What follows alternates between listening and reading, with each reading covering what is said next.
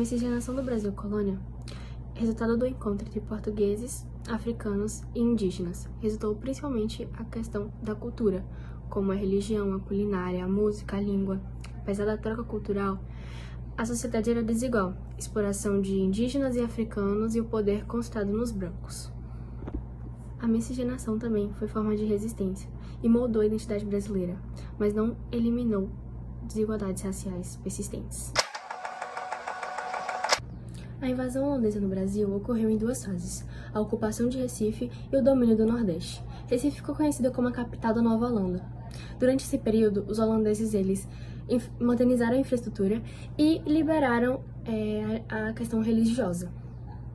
Mas também teve algumas dificuldades econômicas e resistência dos colonos. O que sabemos é que as invasões holandesas no Brasil elas foram principalmente motivadas por interesses tanto econômicos quanto políticos. Essas motivações econômicas eram principalmente controlar a produção e o comércio de açúcar no Nordeste, assim como também controlar o tráfico negreiro. Já as motivações políticas, por outro lado, era a rivalidade entre Portugal e Holanda, que acabava girando a rivalidade também entre Holanda e a União Ibérica, que era a união entre Espanha e Portugal. Havia também a reação às limitações, que era uma das motivações políticas, continuando, era a reação às limitações impostas por Madrid, que era durante a União Ibérica. Assim como também obter a independência dos Países Baixos, que viviam em constante paz, ou relativa paz, para ser mais exato, com os calvinistas, católicos e judeus, enquanto a Espanha ela perseguia basicamente os protestantes.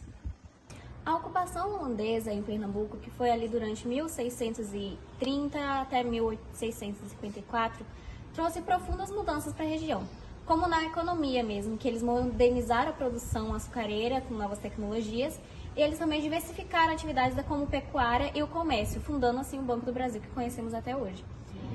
Administrativamente, Maurício de Nassau ele implantou um governo eficiente, e isso acabou investindo em infraestruturas urbanas, como a construção de pontes mesmo, e assim como canais e estradas, além de urbanizar todo o Recife, transformando-a em um polo comercial. Por isso que Recife é um lugar daquele jeito que conhecemos hoje. Assim como culturalmente também foi muito influenciado, claro. Os holandeses eles incentivaram as artes, como a pintura, a arquitetura, a música, e além das ciências também, eles atraíram artistas e intelectuais. A liberdade religiosa, ela permitiu a chegada de judeus e outros povos de diversas outras culturas e religiões diferentes. Na arquitetura, eles destacaram as construções de tijolos aparentes e telhados inclinados, que influenciou muito o planejamento urbano com as ruas largas e espaços mais organizados. A relação comercial entre Brasil e Países Baixos tem raízes na ocupação holandesa do Nordeste no século XVII, quando impulsionaram a produção de açúcar. Atualmente, os Países Baixos são um dos principais parceiros comerciais do Brasil na Europa, com o porto de Roterdã sendo uma importante porta de entrada para produtos brasileiros. O Brasil exporta principalmente produtos como soja, café, carnes, minério de ferro e petróleo, enquanto importa máquinas, produtos químicos e eletrônicos, além do comércio a investimentos significativos de empresas holandesas no Brasil, fortalecendo a economia brasileira. Bom, no Brasil, segundo o reinado, a política indigenista oscilava entre a assimilação e a inserção do povo indígena e a valorização de sua cultura, e uma visão paternalista, que basicamente limitava suas autonomias e, na verdade, acabava não valorizando nada. Foram criadas várias formas de civilizá-los, através da cultura e principalmente do trabalho, porque eles eram a principal mão de obra do Brasil da época, mas enquanto eles eram responsáveis por tudo que era produzido no país, eles não tinham nada que os assegurasse. Eles trabalhavam, mas não tinham direitos. Isso é perceptível em uma das principais dificuldades enfrentadas por ele, que são os conflitos por terras. Até hoje eles enfrentam muito disso e isso acaba sendo até injusto com eles, porque eles faziam tudo e, na verdade, não podiam usufruir nem de sua própria terra. O romantismo também é uma prova concreta disso, porque enquanto os indígenas eram vistos como heróis nacionais e a imagem deles, suas características eram enaltecidas, eles não tinham nada que gerasse proteção efetiva. Os Tuxás, habitantes ancestrais da cidade de Rodelas, aqui na Bahia, representam uma diversidade cultural enorme para o Brasil. Sua história está ligada à terra e à natureza e é rica em saberes, tradições, conexão com o ambiente, porque apesar dos desafios da colonização, eles resistiram e preservaram essa cultura e identidade até os dias de hoje. Conhecer sua história é crucial para entender a formação do Brasil e valorizar essa diversidade cultural e os direitos dos povos originários. Bom dia, tudo bem com vocês? Eu me chamo Raoni, eu sou indígena do povo Tuxá, do clã Café, pertencente à aldeia Mãe, que é localizada em Rodelas, Bahia. Bom, eu vim aqui, a convite da minha prima querida, Júlia, falar um pouquinho sobre o nosso povo, sobre a nossa tradição, sobre o que é ser indígena.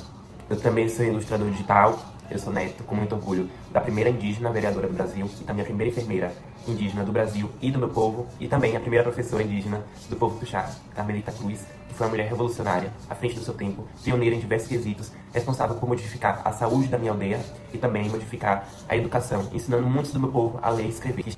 Carmelita Cruz é uma figura importante na história da cidade. Ela foi a primeira vereadora indígena do Brasil, levando a história do seu povo em pautas a serem discutidas. Sua biografia é retratada no livro Carmor, Narrativas Risíveis de um Ancião Tuxá. Que está viva hoje em dia, ela tem 97 anos, e o povo Tuxá, ele é um povo que originalmente falava a língua de Zubucuá, que é uma língua do tronco linguístico Macro-G. Então a gente não fala o tronco linguístico Tupi. E oficialmente no Brasil existem mais de 200 línguas e existem mais de 300 povos, então nós somos muito diversos.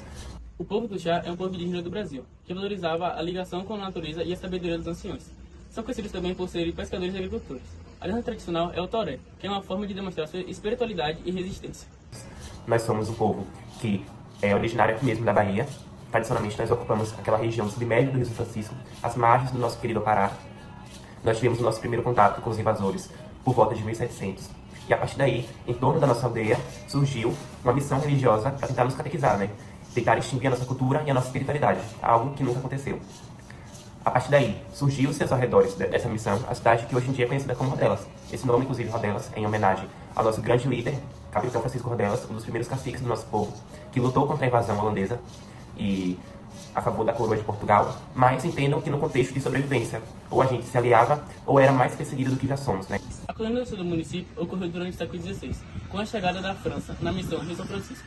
É relatado também que nessa época, a presença da tribo Tuxá já permanentemente na cidade de Rodelas. Logo após a chegada dos frades capuchinhos, no município de Torres d'Ávila, começou a receber os brancos colonizadores e os negros fugitivos, principalmente na zona da Mata de Pernambuco, que começaram o povoamento em torno da pequena capela construída pelos frades. Então a gente tem um ponto muito triste e crucial na história do povo Tuxá, que foi a finalização da barragem de Taparica, que visaram o progresso para construir uma hidrelétrica, que acabou por ficar pronta no ano de 88, causando a inundação de toda a região de Rodelas, da minha aldeia, da aldeia do povo Pancararu, Pancararé, do povo Trucá e outros povos originários da região. A partir daí, o nosso antigo território, que era a Ilha da Viúva, onde nós podíamos ter uma conexão maior com a natureza, com o nosso rio, colher e plantar, onde tínhamos como poder caçar e praticar nossa religião de forma mais livre, sem aquela intimidação que era estar no meio da cidade, de praticar nossa fé com os nossos, de poder ir para a mata e colher nossas plantas, nossas ervas medicinais para fazer nossos rituais. A partir daí, nós fomos realocados para a cidade de Rodelas Nova, em algo que é como se fosse nossa aldeia atual, como se fosse um bairro, a parte ali da cidade, onde a gente não teve mais esse território para a nossa subsistência. Hoje em dia, nós lutamos para ter a nossa única parte do nosso território ancestral, que ocupamos muito antes mesmo de ocupar a Ilha da Viúva, que é o nosso território de Zorobabé. Já existem, inclusive, achados arqueológicos de utensílios que nós utilizamos, de ossadas dos nossos ancestrais do território de Zorobabé. E foi a única parte que não foi inundada pela barragem. Hoje em dia, nós lutamos pela demarcação desse território. Nós temos lá uma demarcação onde os clãs eles se organizam para cada dia da semana um clã ficar responsável por ocupar, para nunca estar vazio, E a partir desse momento também, onde fomos realocados, houve um momento de fragmentação do povo Tuxá. Antes nós éramos uma aldeia só, coesa, mas a partir dessa realocação, infelizmente, nós ficamos com várias aldeias do povo Tuxá. Então a gente tem a aldeia, que é a aldeia mãe, que é localizada na Rodelas Nova, mas também temos a aldeia em Inajá, em Minas Gerais, nós temos a aldeia em Banzaê, em Botirama. E até hoje nós lutamos pelo direito que é nosso, por um território que é nosso há milênios. Durante as trajetórias de Rodelas, tiveram pessoas importantes que marcaram sua história, como Cordolinas Dias dos Santos, que foi uma grande anciã da aldeia Tuxá, sendo uma das pioneiras na longa luta para o reconhecimento do seu povo e pelas autoridades. Ela e seus companheiros viajaram para o estado do Rio de Janeiro, capital do Brasil na época, em busca do reconhecimento da aldeia. Para a época, a anciã estava à frente do seu tempo, batalhando na busca de visibilidade para o seu povo e na luta do reconhecimento de seus territórios que foram usurpados pelos não indígenas.